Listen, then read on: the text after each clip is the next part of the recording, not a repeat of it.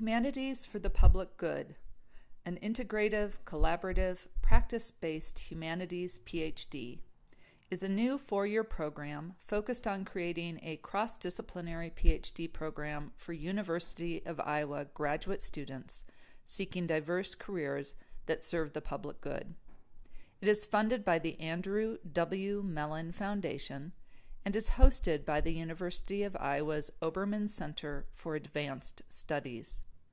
The following video features a panel of current and recent University of Iowa Humanities graduate students discussing their experiences of doing more publicly engaged work within the academy and beyond. What we decided we would do is just go down the line.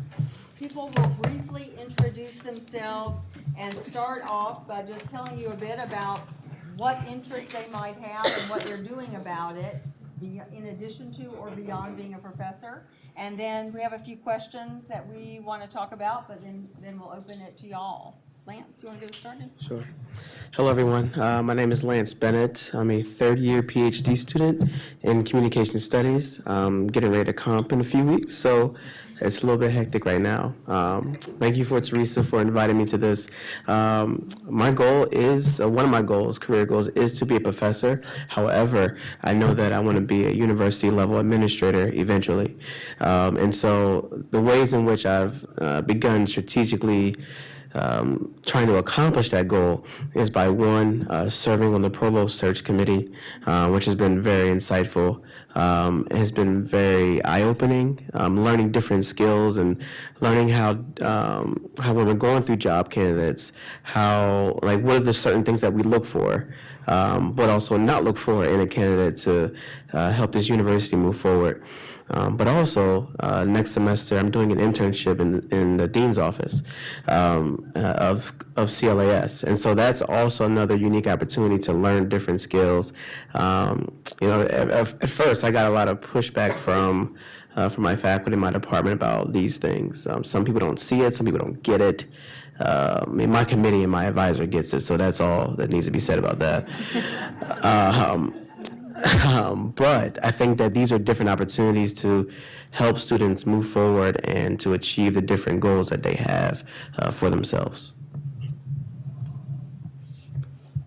Hi, everyone. My name is Lydia Mons. I'm a sixth-year PhD candidate in the English department, and I've been really interested in exploring just all kinds of options for what I can do with my degree, basically outside of a tenure track position, but still within the realm of the academy. I guess in gathering my thoughts for this conversation, I was thinking a lot about the importance of continuity and interdisciplinarity, really the core ideas I want to talk about in the context of a particularly relevant experience I had as a graduate student. As Teresa mentioned, the Humanities Without Walls opportunity. I was selected to participate in that. And doing so kind of gave me a taste of the possibilities and benefits of the kind of interdisciplinary program that Teresa is developing and has been talking about. So I had the privilege of attending this workshop, interdisciplinary workshop, 30 different humanities PhD students from regional Midwest schools, sponsored by the Chicago Humanities Festivals and funded by a Mellon grant. The underlying premise of the workshop is basically that advanced humanities degrees have tremendous value and possibility outside of academia as well as within. So to that end, we spent 3 weeks in Chicago. It was an awesome experience. We met every day to explore and imagine public humanities and private sector applications for our degrees. We met with experts in various fields and positions from within academia to nonprofits and foundations, publishing, advertising, the federal government, museum curation, digital humanities, curriculum design, freelancing, consulting. It was a wide gamut. We met with experts in various fields and positions. And in addition to that, in addition to those in-depth conversations with experts about how they were able to apply their own advanced degrees to the work they do, we also thought about how we might develop similar strategies. We had training sessions with consultants who helped us think practically not only about how to identify the value of our work, but how to identify the multitude of skills we've learned through our degree programs. We had concrete, really highly useful sessions in identifying and defining career values, resume and cover letter writing, creating a digital presence, negotiating, networking, building a brand. I would say my experience at Humanities Without Walls was hugely complementary to my graduate work, and it was a profoundly important experience for me. I found myself in a wildly interdisciplinary group of graduate students. We all shared a passionate commitment to our graduate work and research. None of us had any desire to jettison all of that hard work, those skills, interests, depth of knowledge we've acquired in our programs, but we all really wanted to explore and imagine other options. And I think this is where the idea of continuity comes in, because I think an interdisciplinary PhD would help provide the same kind of continuity that I kind of got to experience in those 3 weeks in the Humanities Without Walls, allowing us to keep doing the work we're really passionate about doing, but finding other avenues to channel that work and those skills and interests beyond the tenure track professional route. So I see a program such as the one Teresa proposes as thoroughly complementary to the existing structures of graduate education at this university. I guess the final point that I kind of want to make speaks to the larger relevance of the larger question of the relevance of the humanities. I think creating interdisciplinary PhD program will invariably and invaluably highlight the relevance of the humanities by illustrating the purposes and uses to which such a degree can be put beyond the academy, and by preparing students to utilize our knowledge and skills to support the thriving of the humanities from beyond the walls of the academy as well as from within.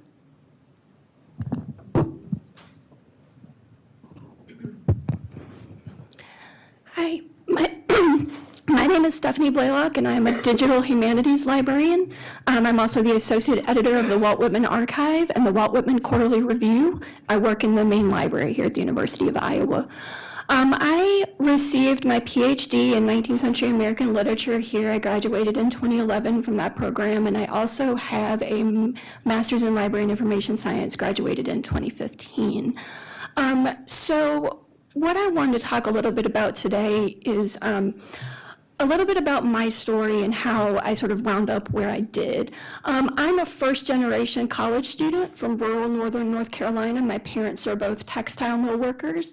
I have been unconditionally supported all my life in my educational pursuits by parents who didn't always understand what a humanities PhD was, much less what kinds of jobs it would lead to later on. When I was in the PhD program, I did not really imagine myself ever as anything but a tenure track faculty member. That's where my heart and soul was, and honestly, that's the first time I ever felt like I belonged anywhere. So for me, the teaching and the research and everything that goes into the preparation for a tenure track faculty job was where I felt like I found my passion and where I belonged for the first time. When that did not happen, or when I did not get that tenure track faculty job, I knew I had to change pathways pretty quickly. So that's part of the motivation. I wanted to make myself hireable in a broader range of careers other than just that tenure track job that I had tried for. So that's one of the reasons that I went back to school and actually got the master's in library science to try to get some digital humanities skills and try to add to my resume and to be eligible for a wider variety of jobs. And I guess, thinking about what I was going to say today and looking back on this experience from a perspective where I'm a little older now and I have a full-time job in the library, I just wanted to say that I think it's really important that as we're thinking about how to design a PhD program that will allow graduate students to be hireable in a variety of careers, that I think it's important to not only think about when we think about the skills that humanities PhDs give us, one of the things I think we sometimes do is that when I go to conferences and I hear people talking about how humanities PhDs can lead to a variety of careers, I often hear people talking about a lot of things that are not part and don't count as part of a traditional humanities PhD for graduate students as being what actually employs them. And so I'd like us to to work through that sort of contradiction and think about if we're saying that, PhD students need grant writing skills, if we're saying that they need all of these different kinds of skills, where can we get those and how can we shape a program where that stuff counts as part of a graduate experience? I'd like to hear graduate students being able to communicate about their teaching and their research in terms of project management to a variety of disciplines and to a variety of audiences. And I'd also like for graduate students to be able to have a vision for a variety of different kinds of careers. When we go into an interview, whether it's for a tenure track position or any kind of position anywhere, you have to have a vision for what you're going to do in that position and how you're going to make a difference. If you don't have a vision at all, you're not going to get that job. If you have a vision that doesn't fit exactly within that department, you still may not get that job, but you have an idea of where your skills might fit better. And it's hard as a graduate student to think about the importance of fit when it seems like any job, just a job to pay the bills, is what you need. But I think one thing we do need to think about is that importance of fit and how we can help our graduate students find careers where all of the things they love to do, like the things that I love to do, like research, teaching, I do all of that in my library career, but it's about helping graduate students find different careers and new careers where they can exercise those passions, I think.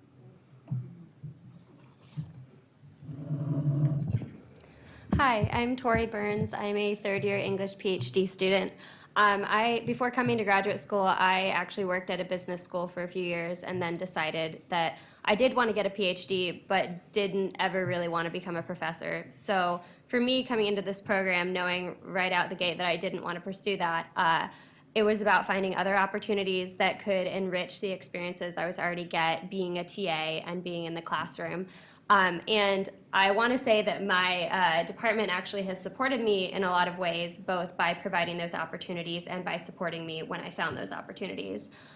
So the English department does encourage us to pursue graduate certificates, and I'm completing the Public Digital Humanities certificate. And so that is giving me sort of a new way to apply the skills that I'm already gaining and a new way to think about a public application for my scholarship, which is really important to me. Additionally, being funded by the rhetoric department, in addition to being a TA, I also tutor at the Speaking Center.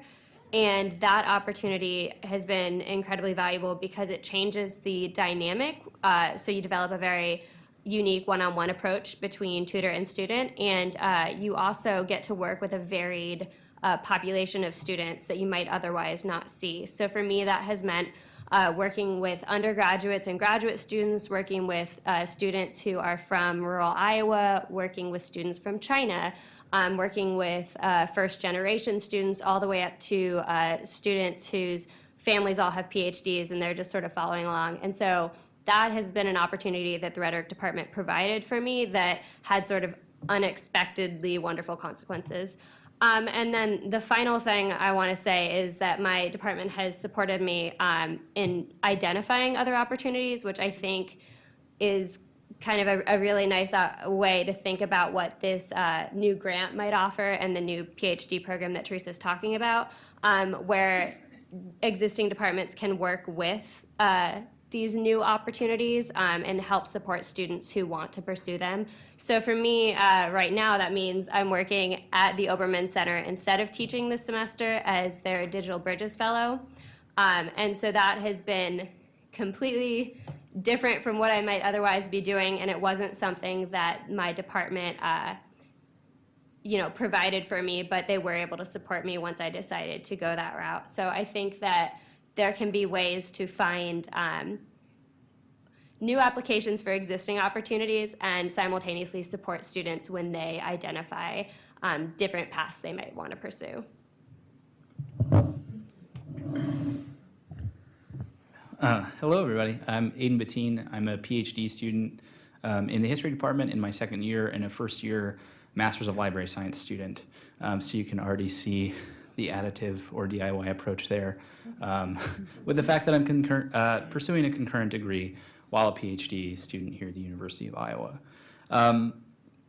I work mainly as a public historian, which requires a deep commitment to community engagement and public outreach and the production of public work.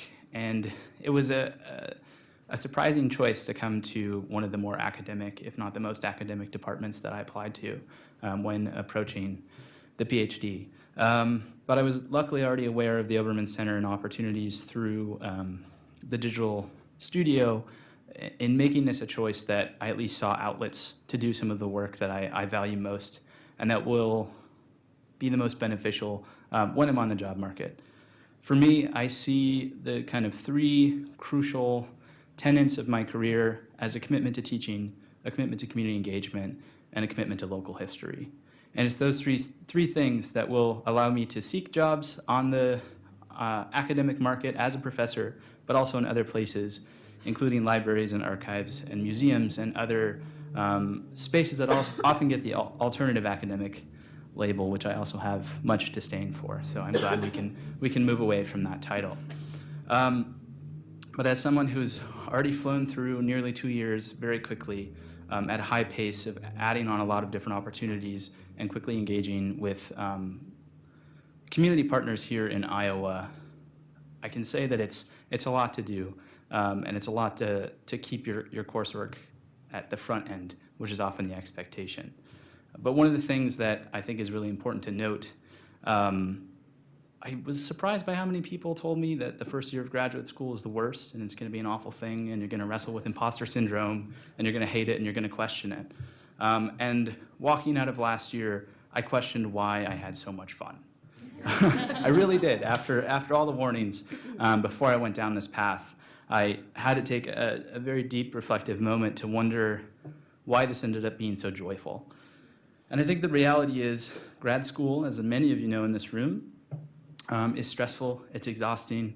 There's a large workload placed on us as teaching assistants or graduate assistants in any capacity on top of coursework, and we are always expected to carry a multiplicity of hats, as student, as teacher, and as colleague to many of our dissertating peers who are also feeling the burden of all of this work. And for me, being able to commit to my local communities, my identity communities through work with the Iowa Youth Writers Project, doing public history camps over the summer, through the development of the Transgender Oral History Project of Iowa, which I happily launched out of the Graduate Institute at the Obermann last winter.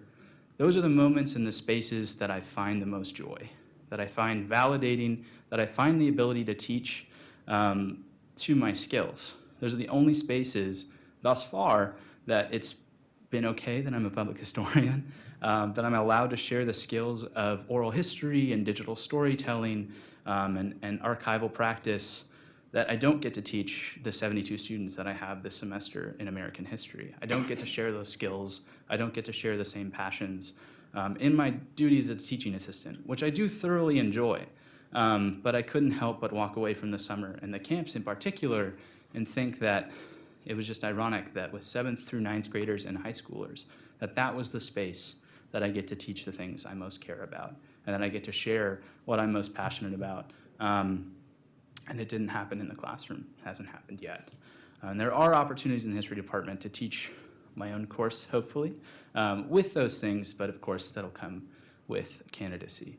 So those are the things that I wanted to share in particular, that it's the pockets of joy, and that's the word that I've identified for it, that is sustaining me through the rest of the coursework and will get me through comps and the dissertation defense and the prospectus and all the things. Those were out of order, but we'll get me through those moments particularly.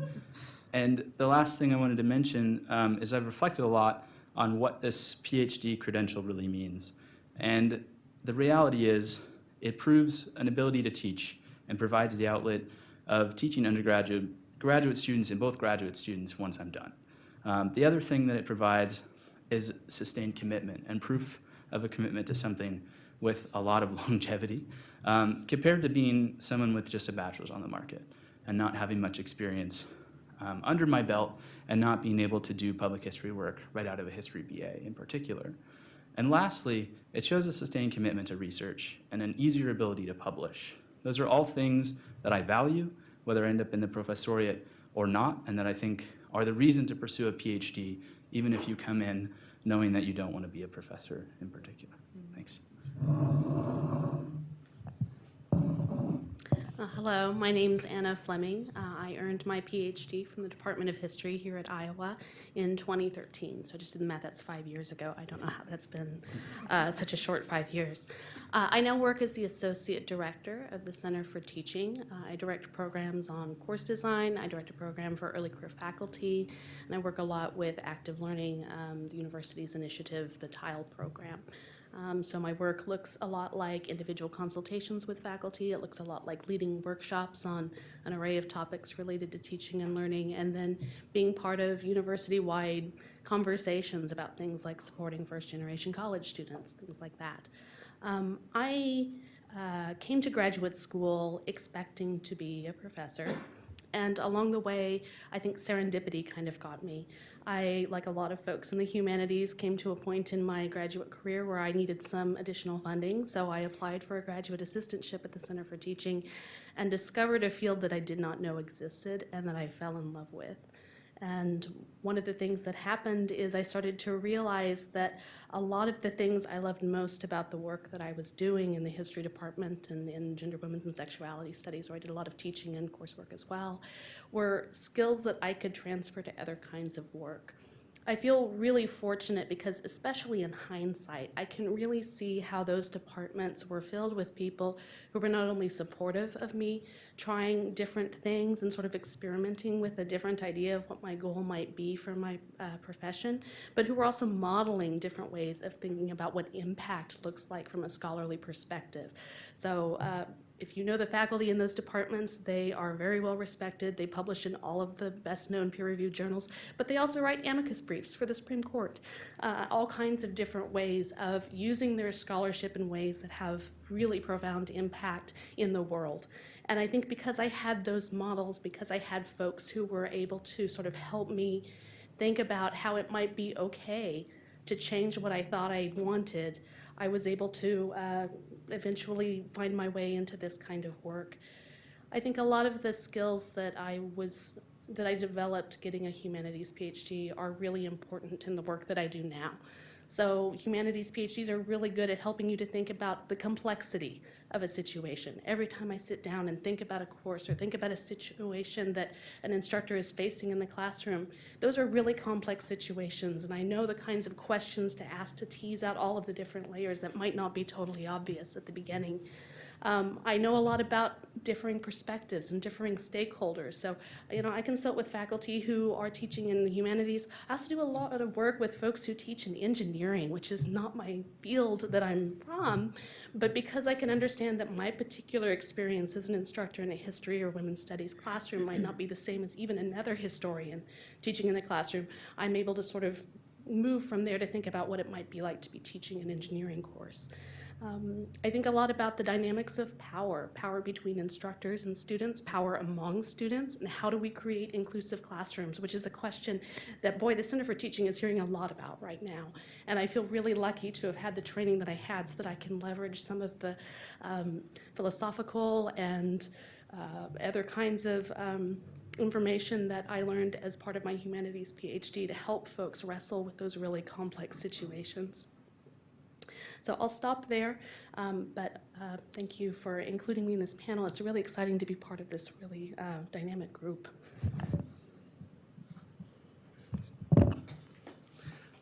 Hi, my name is Brady Crean, and I am a third-year graduate student, doctoral candidate in the English department, as well as a newly minted Master of Library and Information Science program student, yeah, brand new. And I've also completed the Public Digital Humanities certificate. And I still don't know what I want to do when I graduate, when that day finally comes. I came up through undergrad working in a variety of different areas of the university, from admissions to advancement to honors to housing, and decided that I really loved universities and I wanted to keep sticking around. And so I've come to Iowa, and I currently work in the Graduate Success Office at the Graduate College with Untitled. And I've had a lot of really amazing opportunities along the way. And I think that's one of Iowa's real strengths that we can leverage during this process. Just in my 2.5 years here, I've been able to work with the Center for Teaching as a graduate teaching fellow, with the Walt Whitman Archive, with the Digital Scholarship and Publishing Studio, with the Center for the Integration of Research, Teaching, and Learning, and with a wide variety of faculty who have all been very supportive and tried to make, including all of these things as easy and as direct as possible. So I've been very fortunate. I think that's one of Iowa's real strengths that we can leverage as we go forward with this process. And ultimately, in the work that I get to do every day with graduate students talking about fellowships and careers, I find myself thinking a lot about the things that I used to talk about when I was a rhetoric instructor. And that it all comes down to thinking about choices and making informed choices. And that's what critical reading is about, understanding, and that's also what career development is about. So understanding the choices that we have available to us as students here, and also going forward. I think that's one of the real strengths that we can have in having these conversations and in building an understanding of this ecosystem.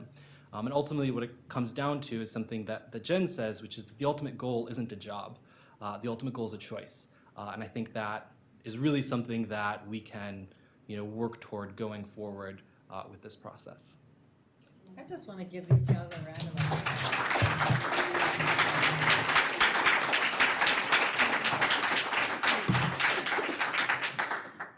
Things that many of you touched on already is this question. I know some people have to vote for the 5 o'clock classes, so don't go bad. I wonder if, and Anna in particular, you have already started talking about this, but I think one of the real concerns a lot of faculty members have is if someone comes and gets a PhD in a humanities discipline and they end up doing other kinds of work, will they regret the time spent? Will this still be meaningful? And I just wonder what you all think about that. I don't regret it. I mean, Stephanie, you want to jump in too? Sure. I will never regret the time that I spent for my PhD. Even if I was not employed in any university at all, I would still never regret having that credential. Being a part of a PhD program in the humanities, again, taught me about compassion, it taught me about empathy, it taught me about appreciating other people's perspectives and reading the literature that I read and teaching it and discussing it with my students. And I use that every day in my job. I may not be in a tenure track position, but I help to write some of those tasks and some of those things that I love into the job description that I have now. And I think we are preparing graduate students for careers that don't even exist right now. When they go on the job market in a year and a half, the career they have may not exist right now. And I think helping them learn how to write those passions into what they're going to end up doing is something that's really important. This also makes me think about the interviews the informational interviews. Do you want to tell folks, because I think that's another thing we'd want to build into this program. Yeah.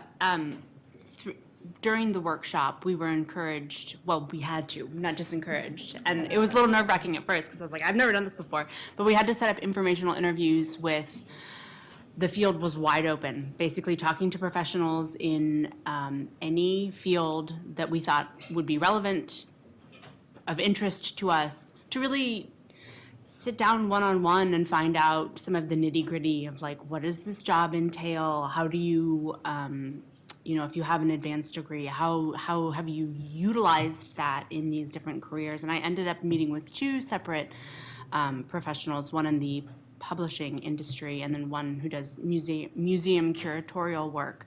And we had like 2-hour conversations each. It was just an incredible experience to get to sit down and get to know them and pick their brains and really find out some fabulous information. I mean, basically I learned I never want to go become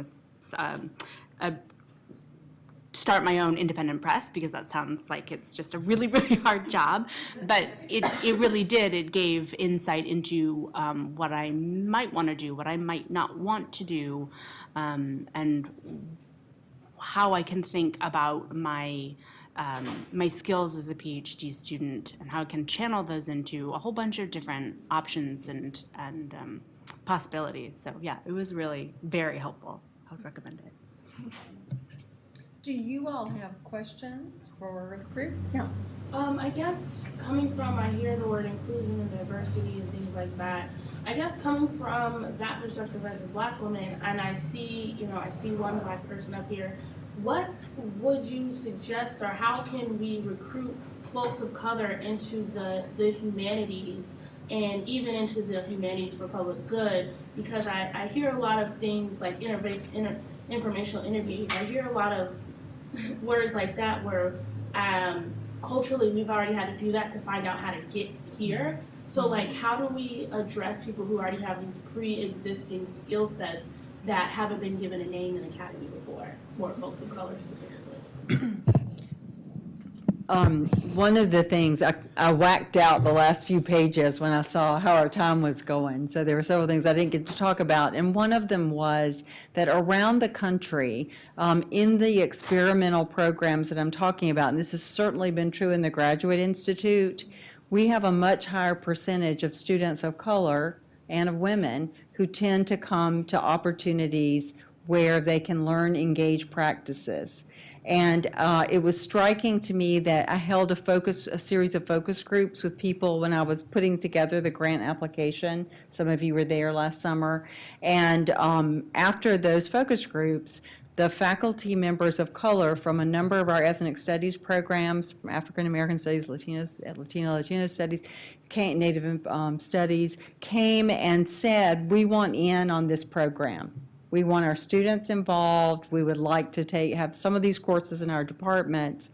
And so I think we all have a lot to learn about departments, exactly as you're saying, that have already been doing all kinds of really interesting creative work. That is part of what we want to capture when we do our asset mapping, to say we don't have to reinvent the wheel. We've got real experts on campus who can tell us how to do a lot of these things.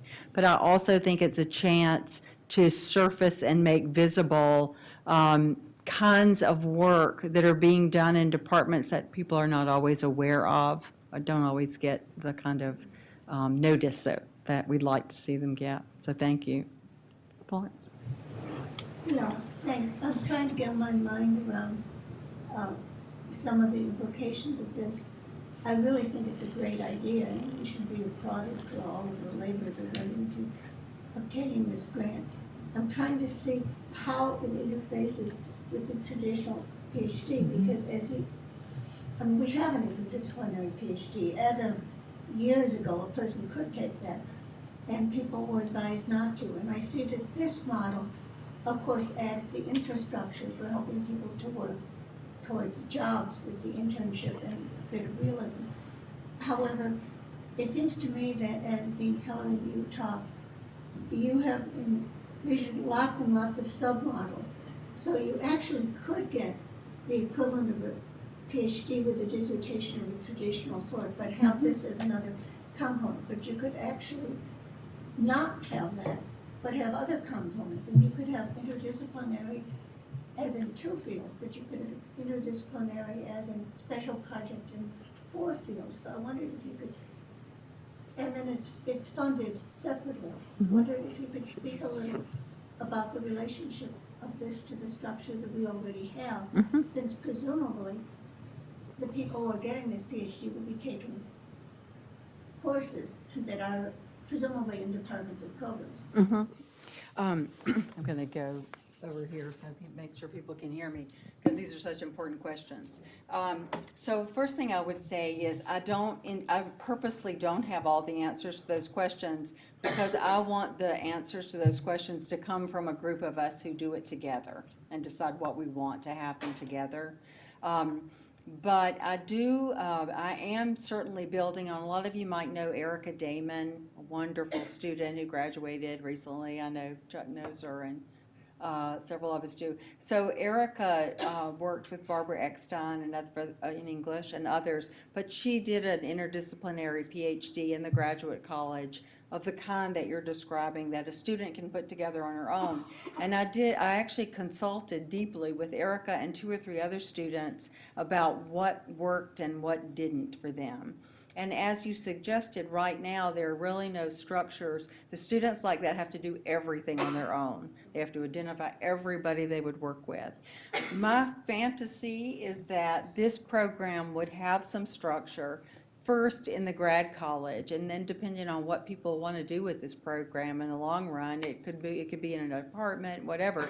But the grad college will be a good home to start, and it will require putting together teams of mentors who will work with a student to plan what they want to do. In other disciplines all around the university, with guidance again from Jen and others in the grad college, students regularly develop an independent study program. And if you all haven't seen it yet, there's a fabulous website called Imagine PhD, is that right, Jim? That we were one of the hosts that helped develop, that has a lot of great resources to help students develop tailored independent programs. And I think that the mentor group that would work with the students would include faculty members, but also, depending on the student's interest, staff at the university, and also probably people in an area of business or wherever they want to work eventually. And I was, I was actually almost shocked when I started meeting with people about internships at how excited they were about having advanced humanities students come and work for them for the summer. There are lots of things to figure out.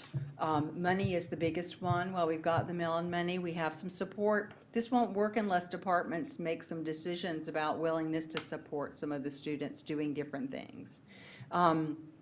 I would love to see our departments working with our, grad college and the college. I would love to see us come up with a plan in which all of our grad students didn't have to only be teaching assistants. I mean, I think in a perfect world, you'd be a teaching assistant for a couple of years and get good experience as a teacher, but then you might work in a research office on campus, or you might work in advising, or you might work, and there are a lot of, or you might work in the grant writing office or the foundation. And there actually are students, as you've been hearing, that have figured out for themselves how to do that.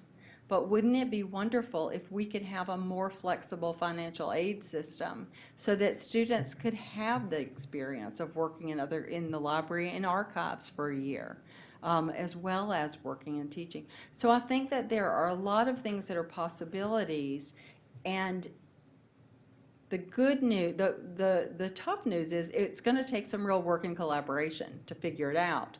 The good news is, when I see how happy it makes faculty and staff and students to work together at the Obermann Center on projects and figuring out new solutions instead of always imagining, I can't do that, nobody will let me do that, instead to just say, how do we do that?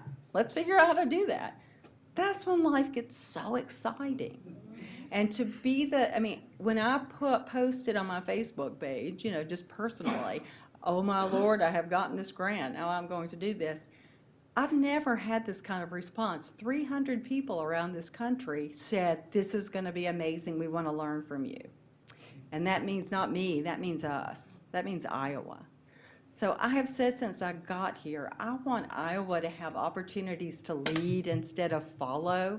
And if we can figure this out and still keep what we love best about the humanities, and the departments will still have their own programs as always, this could be pretty extraordinary.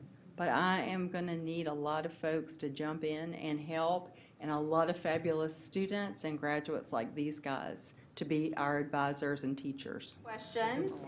And I just want to say thank you so much for making time for today, and thank you to this wonderful group.